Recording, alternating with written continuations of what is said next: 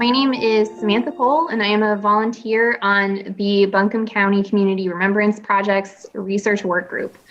And I wanted to talk a little bit about the lynching of John Humphreys, which took place on July 15th, 1888. In terms of the known events, many of the facts that we have are related to newspaper coverage. So what we have in terms of newspaper coverage indicates that a 13-year-old Buncombe County resident named Sarah Kate, or Sally Parker, reportedly experienced an assault as she returned to her home on the Murdoch Farm on Beaver Dam Road here in Buncombe County. At around 11 p.m. that Saturday, July 14th, law enforcement officers then reportedly arrested John Humphreys for that crime and took him to the Parker residence to have him positively identified as the attacker. Sarah Parker reportedly gave the law enforcement officers a positive identification, and they took him, Mr. Humphreys, to jail in Asheville. After that, a deputy sheriff named J.M. Worley later recalled that early the next day, a mob broke through the jail's outside doors, ran up the stairs, and threatened to tear the jail down if the deputy didn't give up the keys to the jail.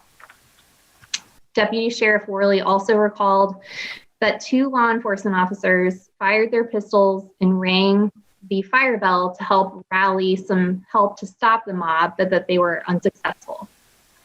So according to the newspaper records, the mob, which included a man that Deputy Sheriff Worley identified as an individual named Thomas or Tomlinson, murdered John Humphreys.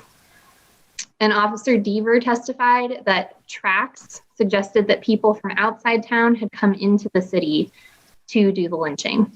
And a jury later found that Mr. Humphreys came to his death by strangulation at the hands of parties unknown to them, and found that Mr. Tomlinson was an accessory before the fact.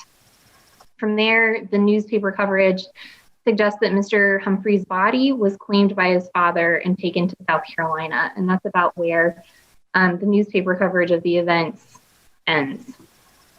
In terms of a lynching location, we kind of have a couple of question marks still left to resolve. Contemporary coverage of this particular racial terror lynching in the Asheville Daily Sun and other outlets includes witness testimony from a Buncombe County deputy sheriff, suggesting that it could have happened near the location where John Humphreys was taken by the mob, which would have been the Buncombe County Jail at the time. It does suggest that it could have taken place close to that location, but we haven't been able to verify that with a certainty so far. In terms of other research findings, I haven't been able to track down records related to the victim or to his family, apart from what little is included in the newspaper coverage. But I have been able to determine that there are living descendants of others related to the case who are still living in the region. My name's Thomas Calder. I'm also a volunteer researcher, and I will be discussing the September 24th, 1891 lynching of Hezekiah Rankin. A dispute occurred at 7:30 that evening between Fred A. Tyler, who was a white man who worked for the Western North Carolina Railroad, and Rankin, who was a black brakeman who worked for the conductor Zachariah Underwood's train. There was a verbal dispute. Tyler, the white man, allegedly hit Rankin in the head with a lump of coal. Rankin left the scene at the train depot, but then later returned allegedly with a .38 caliber and shot Tyler, who would go on to die several days later. But that evening, a group of men, it ranged in sizes from 5 to 20, took Rankin and lynched him, and he was found hung from a tree overlooking the French Broad River south of Smith's Bridge. Newspaper coverage described, quote, a terrified stare on his eyes. And shortly thereafter, 4 men were arrested. Irwin Allison, W.H. Mayo, Tim McCoy, and Lum Balch. There was a trial, and on September 26th, so 2 days after the lynching, the Asheville Daily Citizen reported on the trial. There were several witnesses who testified, but most said they couldn't identify anyone who was involved, that they could only report that there was a crowd of men. One woman, Kaylin McCorkle, who was an African-American woman, did testify that McCoy put the rope around Rankin's neck. And then, interestingly, in that same article, there was a quote, the article described Alfonso Bailey, an African-American man, and the paper wrote, quote, seemed to know something, but did not want to talk very much.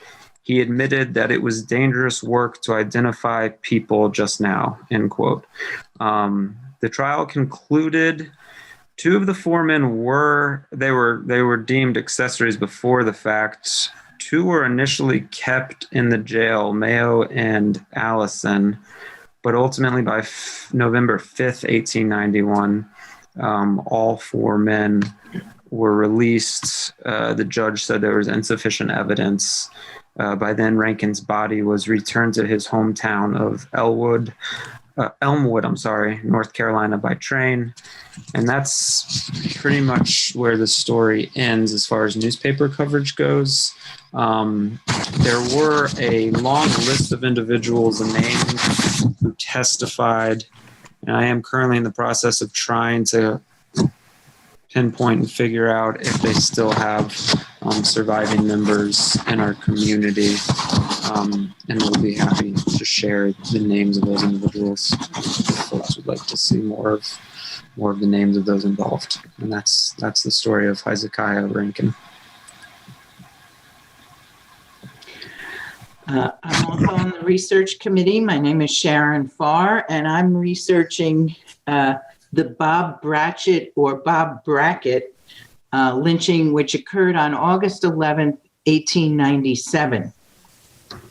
So on August 8th, Bob Brackett was alleged to have assaulted a woman named Kitty Henderson, who was 24 years old and disabled.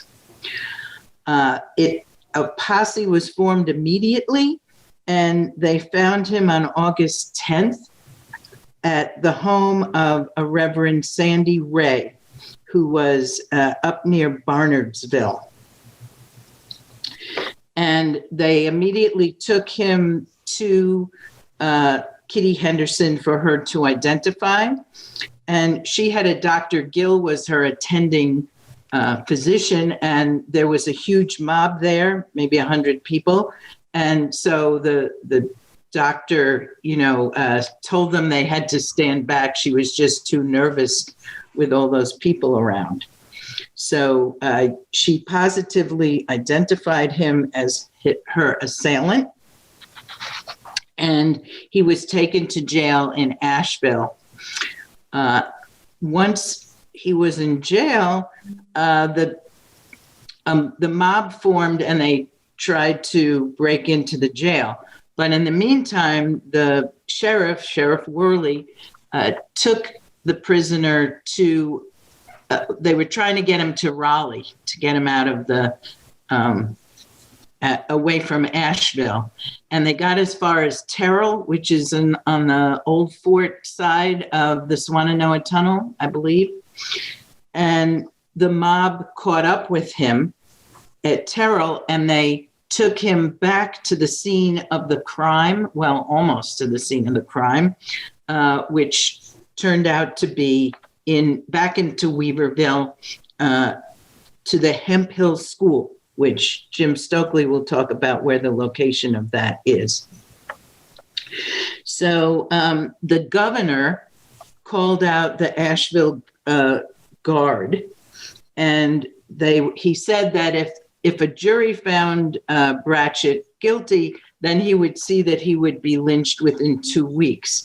But the crowd wasn't having any of that, and the Asheville Light Infantry was delayed so that they didn't get back to the scene of the lynching until 20 minutes after the lynching took place. So there was, of course, an inquest, and no one knew anything, said they didn't know any of the people involved or whatever.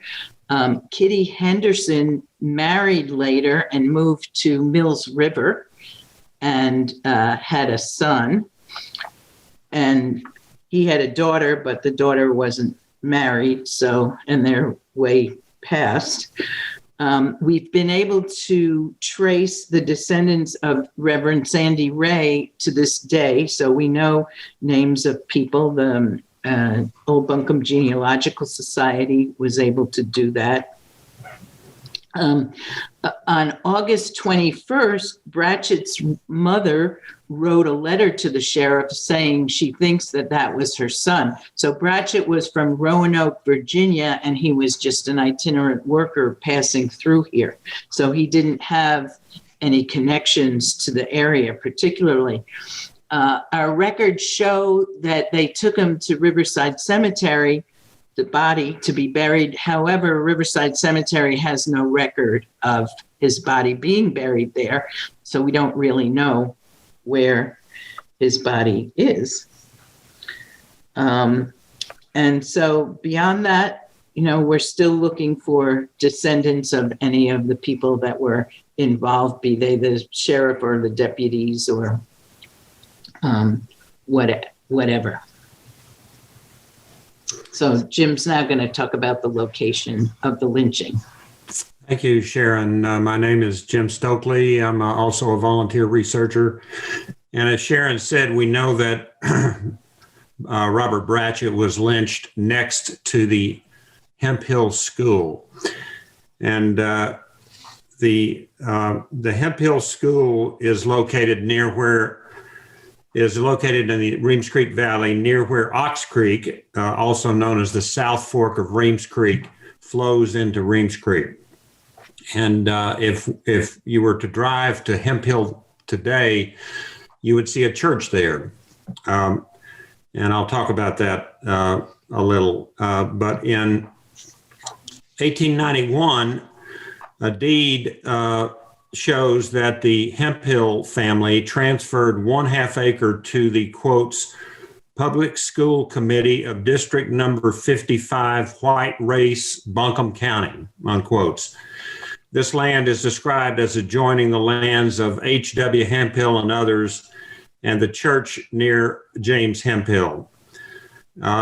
So we know that the school land adjoined the church land. The church was established in 1903 as the Reams Creek Presbyterian Church on 1/4 acre.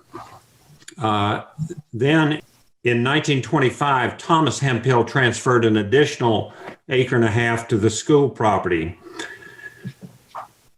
In 1954, about 30 years later, the Board of Education transferred this acreage to the Reams Creek Gospel Tabernacle Church. And about 25 years from that, in 1978, the Reams Creek Gospel Tabernacle Church transferred the property to the Reams Creek Presbyterian Church. So basically, the current church, which is now the St. Matthew Anglican Church as of 2008, the church property today includes the site of the Hemp Hill School. And recently there was a concrete basketball pad that was poured to allow folks to shoot baskets. And we're pretty sure that that is on part of the actual school foundation. So the lynching tree probably doesn't still exist, but it's within feet of that concrete basketball pad.